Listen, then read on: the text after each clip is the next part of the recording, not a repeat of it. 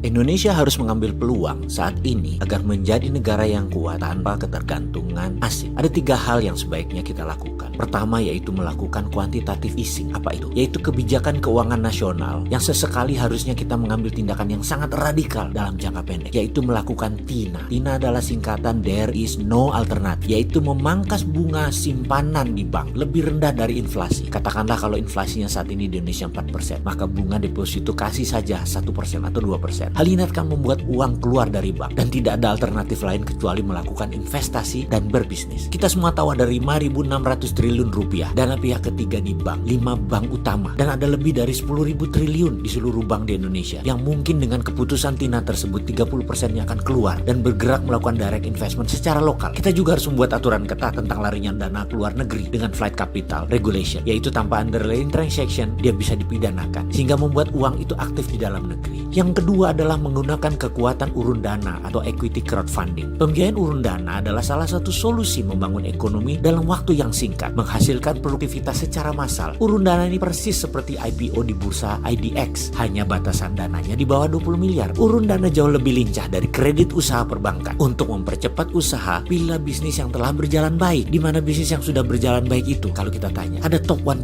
di bisnis online. Misalnya ada 125.000 merchant di GoFood. Top 1% itu adalah 1.200 perusahaan yang sangat layak dibiayai untuk membuka cabang baru di seluruh Indonesia. Funding sulit dari bank. Namun dengan urun dana, kebijakan TINA yang tadi di poin pertama bisa membuat ekonomi tumbuh karena investor tadi akan invest di produk-produk yang sangat bagus. Sisi positif lain dari membangun kelas menengah adalah setiap pembangunan cabang kira-kira memerlukan 20-50 tenaga kerja terserap. Dalam waktu singkat 1-2 juta tenaga kerja terserap dari kelas menengah tersebut, dari bisnis yang tumbuh tadi. Dan terakhir, dan ini sangat penting, Indonesia harus membangun platform teknologi sendiri. Seperti halnya dilakukan Cina 10 tahun terakhir, yaitu membangun swasta dengan perlindungan ketat atau protection dari negara. Renren misalnya dilindungi oleh pemerintah Cina. Facebook tidak boleh masuk Cina sampai Renren menguasai 80% pasar di Cina. Didi Sucing, online transportation, telah menguasai 80% pasar Cina. Uber baru boleh masuk. Alibaba menguasai 80% pasar Cina, baru Amazon boleh masuk. Baidu menguasai 80% pasar Cina, baru Google boleh masuk. Youku menguasai lebih dari 90% pasar Cina, baru YouTube boleh masuk. Dan masuknya pun masih dibatasi. Jadi Indonesia kalau mau maju, aplikasi anak negeri dilindungi terlebih dahulu. Sekarang perang dagang Cina Amerika sedang memanas. Indonesia ambil kesempatan. Anak muda buat fintechnya sendiri, buat Google Indonesia sendiri, buat WeChat Indonesia sendiri, buat Facebook Indonesia sendiri. Dan pastikan negara memprotek produk anak bangsa tersebut. Bahkan Facebook asing diatur, Google asing diatur, dibatasi agar produk Indonesia berkuasa kembali merebut pasar tersebut. Banyak benefit lain yang dipakai dan dilindungi oleh pemerintah jika menggunakan sosial media lokal. Saya yakin dalam 1-2 tahun ke depan anak bangsa bisa membuat produk tersebut hingga puncaknya pada perang 2021, puncak perang dagang Cina Amerika tersebut, Indonesia sudah punya produk tersebut dan tidak tergantung kepada 2 negara tersebut. Begitu perang dagang memuncak, Amerika pasti akan mematikan sosmednya, internetnya, satelitnya. Strategi itu dipakai